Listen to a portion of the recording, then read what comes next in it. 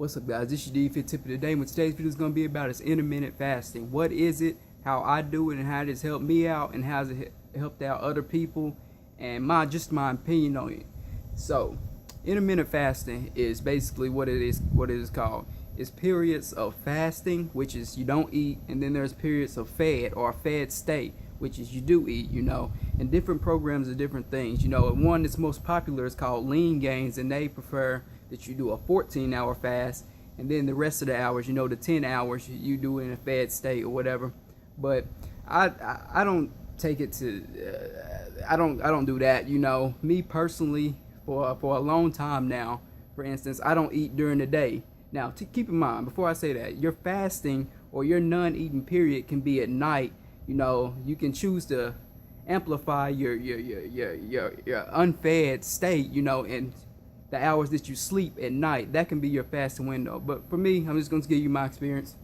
I don't eat probably until like 10 p.m. and then my 10 p.m. goes to longer. Now, keep in mind, I do also work a job at night as well. So your fasting period can be different, So I find that lets me be productive during the day with all my fitness stuff, and then at night when I get done with working, I can go do that.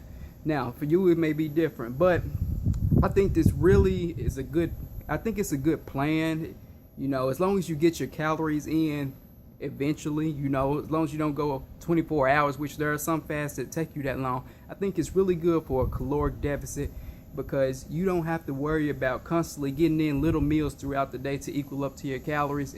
And if you save it up, now this is not binging and purging, nothing like that, but if you can save up your calories and have you a good dinner at night. Before I go to sleep, I always like to have personally a good big meal. That helps me sleep at night. I'm not going to be trying to go to sleep when I'm hungry. It's very hard to go to sleep with hunger pains. So now, one thing that you may ask is that is intermittent fasting, does that mess up your metabolism because you're not eating all these hours? No, that's a myth.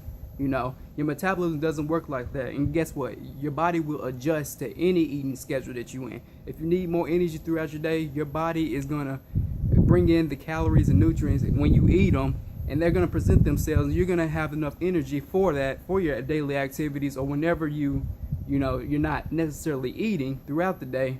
You're going to have the energy when you need it. Your metabolism is not affected by your intermittent fasting. And a lot of people say that your metabolism is raised and you can burn a lot more calories, this way. And that's directly back to I'm not going to get into that, but that's directed back to like the caveman days. How back in the caveman days, they used to have to hunt for food, and then they ate one big meal. They just didn't constantly have breakfast, lunch, and dinner. They had to actually go out and work for their meals and their food and their calories. So yeah, so that's what intermittent fasting is. I do that window. It's been working out well for me, as well as fat loss and muscle building, because you can still get the amount of calories if you have an appetite for it at the end of the day. So that's my opinion, and that's my experience.